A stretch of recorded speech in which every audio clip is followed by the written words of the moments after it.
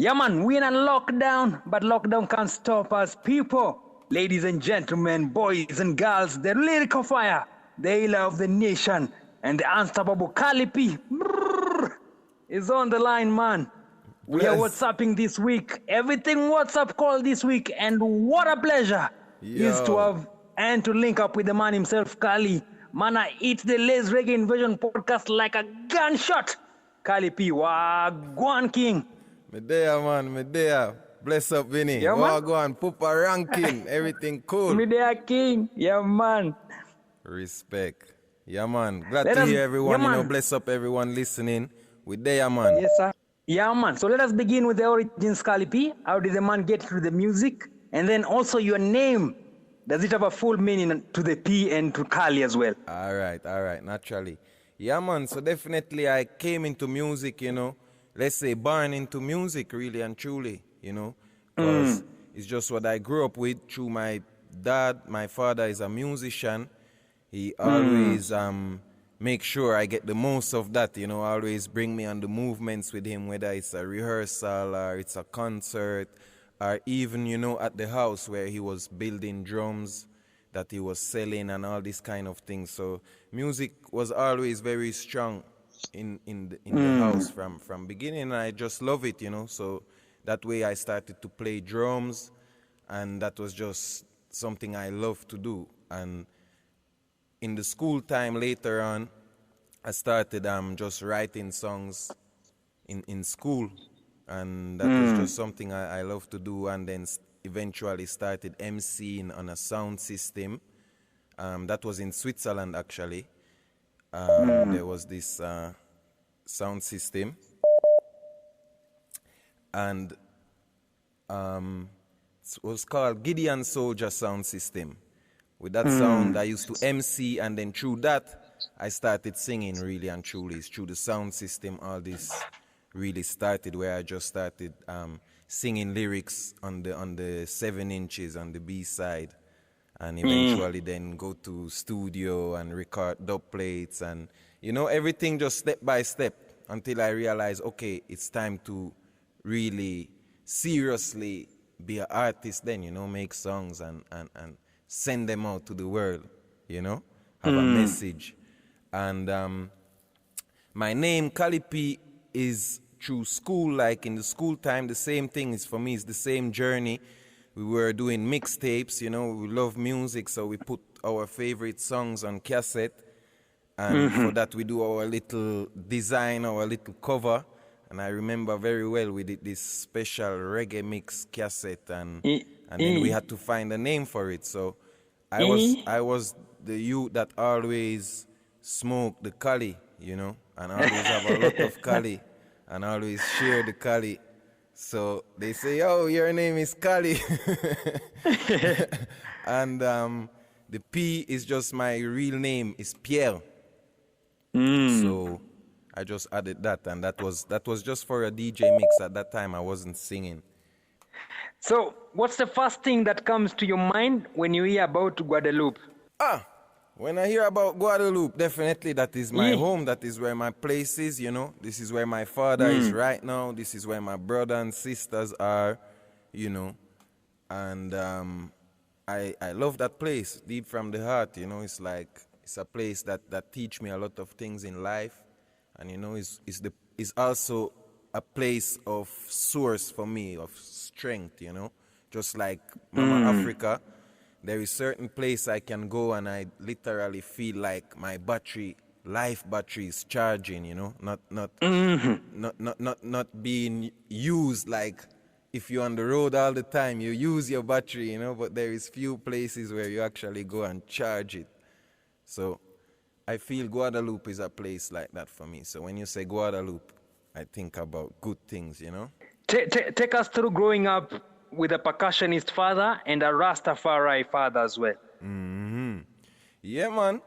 I mean, that is, I give thanks for that every day, because right now, this is what show me, like, just naturally, life, is a journey, and it's about the things that you can learn within space and time and space. You understand? So for me, having a father that already is a man who really works for a cultural movement is like something that is really good to I, because like from early times I just always interested in these things and just there, doing the action and seeing a lot of people that I can get inspiration from, that inspire me to also contribute in my way.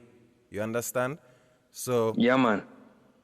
I just give thanks for that. Like it's a great thing, and I have to say with this too, what I really give thanks is, I mean, my father is a Rasta, but at the same time, my parents, whether my father or my mother, never forced this on me. You understand? And I think at the end of the day, this is what gave me the own decision, the own will of where I want to go in life, and this is actually something that helped me in my teenager time to find that same, let's say, Rastafari way and conscious way for myself, instead of having my parents telling me this is how you have to be.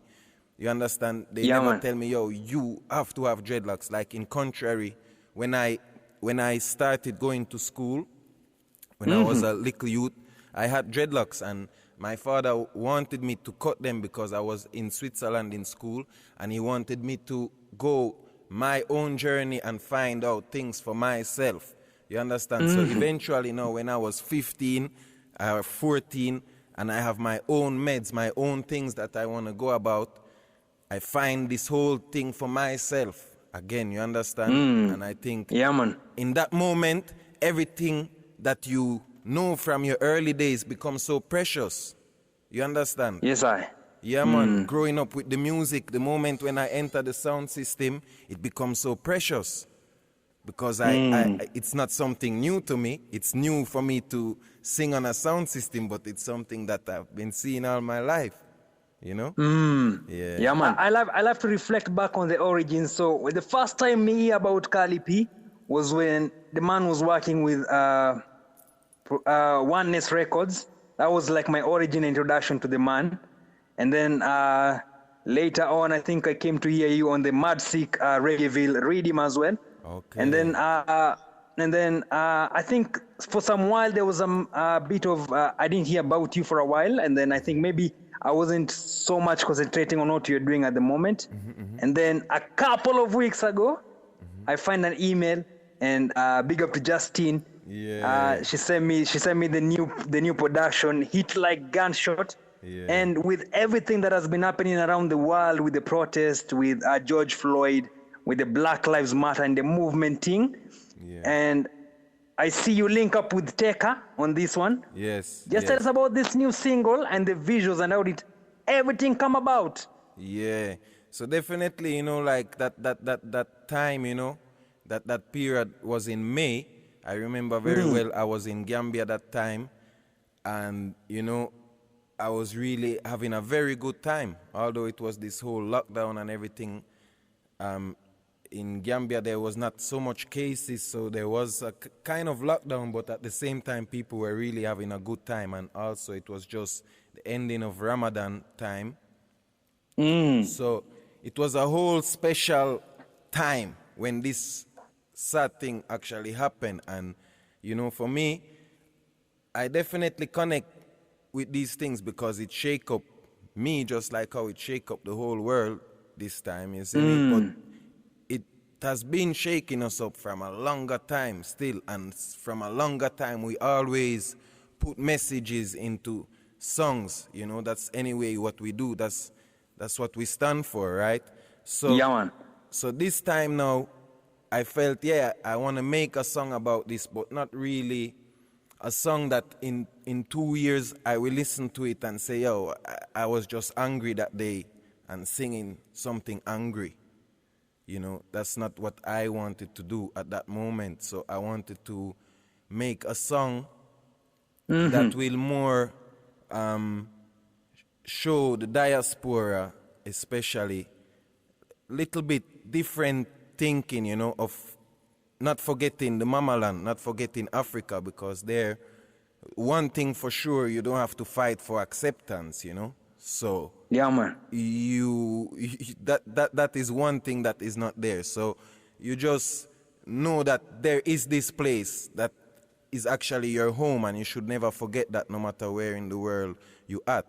You know, so I wanted to more make a song that can, you know, definitely speak about the sad things that are happening, but definitely also show more of a solution to my brothers and sisters out there, you know. You get Yeah, me? man. So this is important, you know, because there is a lot of messengers anyway in the world, and everybody have their thing to contribute. And in that moment, I just didn't want to contribute with something vex, more with something that is a solution, you know, because I was there in Africa at that moment, and the only thing that came to my mind is that I'm really a king in my place, you know. So this is not just for me alone, it's for everybody. I love the reference, you know, my home, and it kind of reminds me of a single on your album, Healing of the Nation, the same title, My Home. And just how was the vibes at Gambia, man? Shooting the video there. Just tell us about the vibes. How was it homely for you? Yeah, so that was the whole thing. You know, I was there for 4 months, and actually I wanted to shoot a video there, and I had a whole plan in mind, and then this happened, and I kind of changed up everything. But what I did then is to go to this special place in Gambia, in Barra. There is this fort, you know, where actually it's where the river and the sea comes together, and that's also where they shipped off a lot of slaves, you know. So I wanted to shoot the video there more as a symbolic thing, because we had these signs, and you know, for me it's also very powerful and significant to shoot a video there showing that we are home now. You understand? Yeah, While man. maybe a lot of years ago, that's the same place some of us would have been taken from, you know? Yeah, man. I want to put you on a challenge, Cali. Yeah. You have to teach us some Gambia greetings, man. All right, so there is different languages, right? So if you speak with we know. Mandinka, they will come and say Animbara. You know? When you check the Wolof, they will come and say Nakam. But definitely, even if there is 100 million different languages and dialects, if you come and say Salam Alaikum, you cannot fail. Salam. Bless. You see me?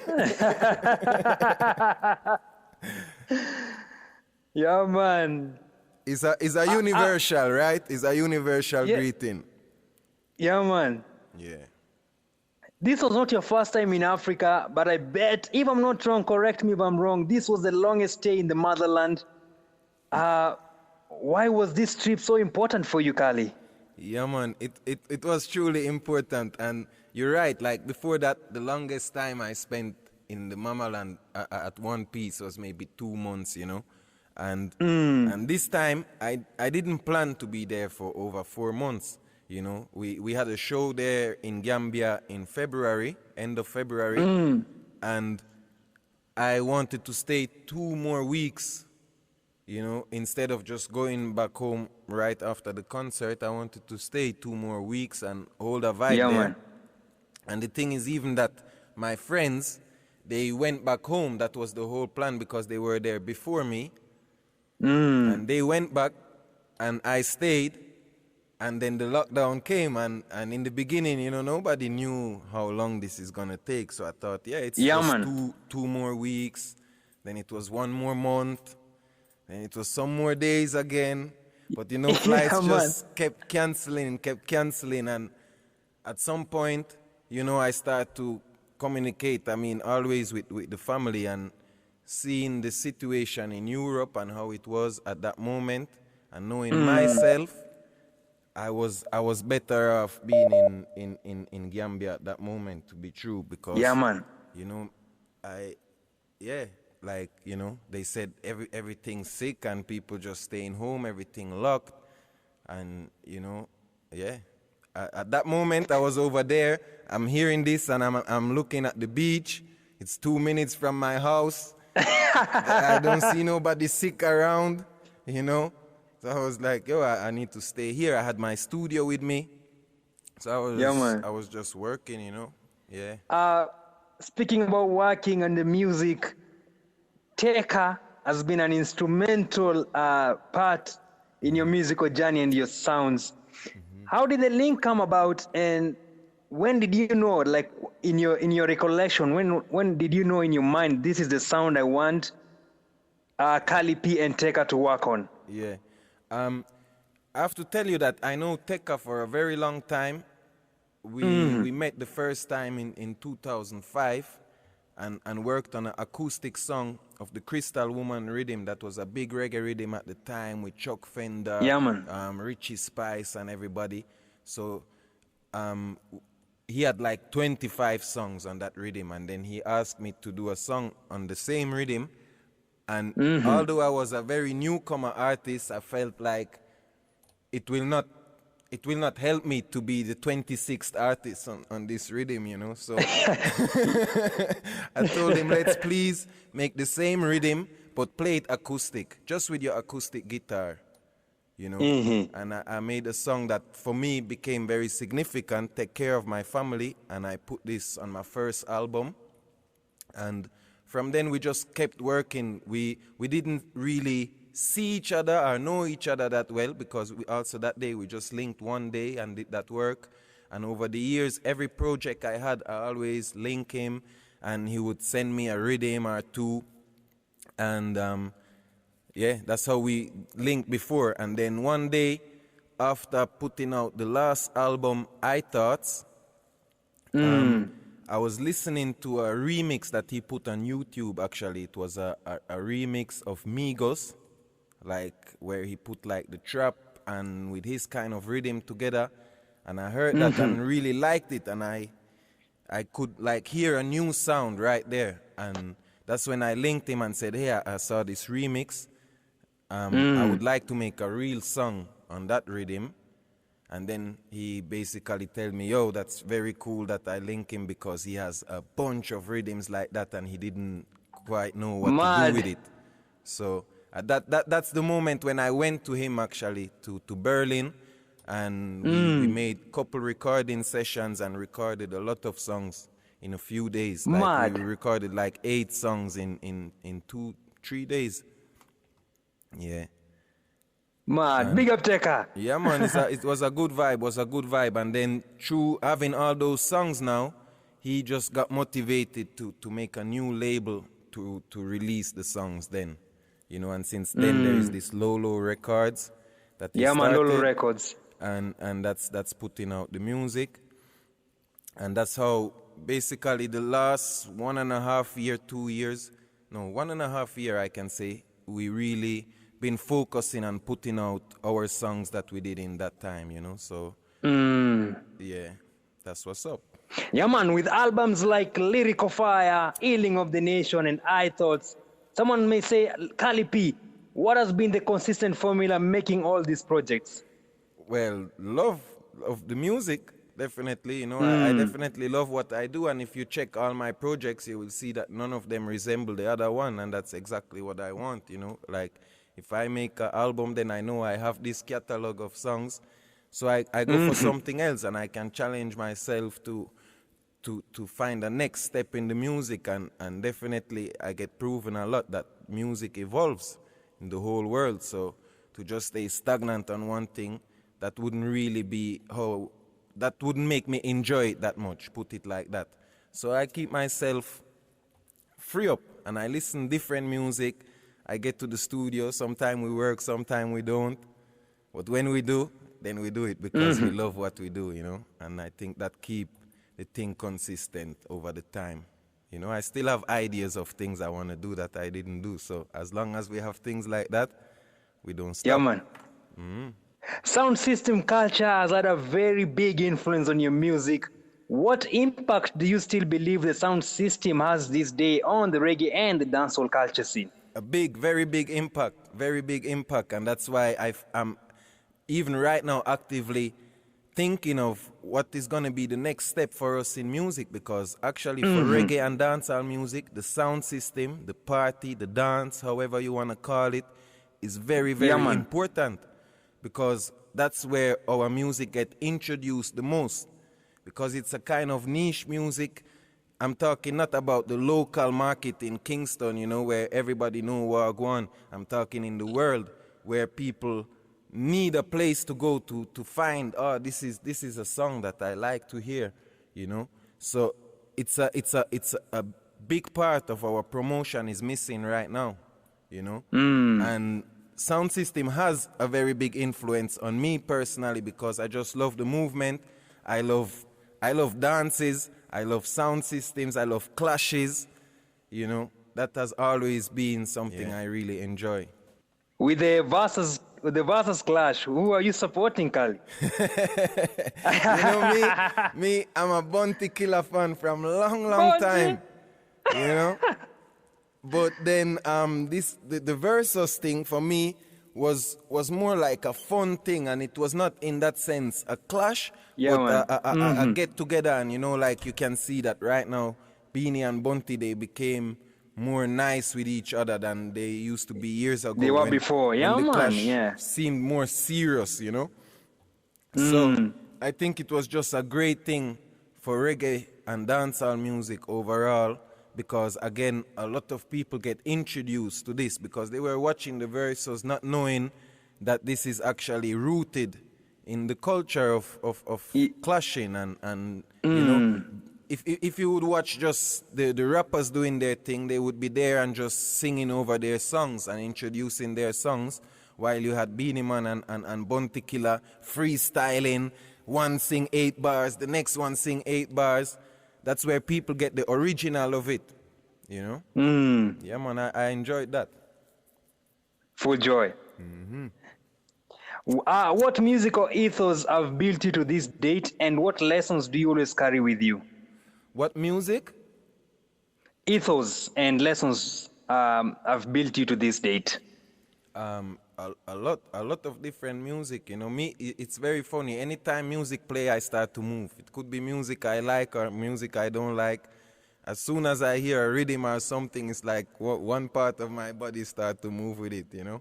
Or I start to hum the melody or something like that. So all this music influence me, brother. Every day, even the birds you hear, they influence, you know. They can bring a vibe. Yeah, man. But if you want to know, like, genre of music, I can tell you, like, the first music I hear is drum music, like the cultural music from Guadeloupe, you know, it's called Goka. That's what my father is active in, you know, and it's very, it's drum music, just drums playing, calabash and chanting, and, you know, that came with reggae music. And, you know, then tell you the truth, when I was a little youth, I loved reggae music, and then dancehall music started becoming popular, and I saw it on the TV, Shabba Ranks and this.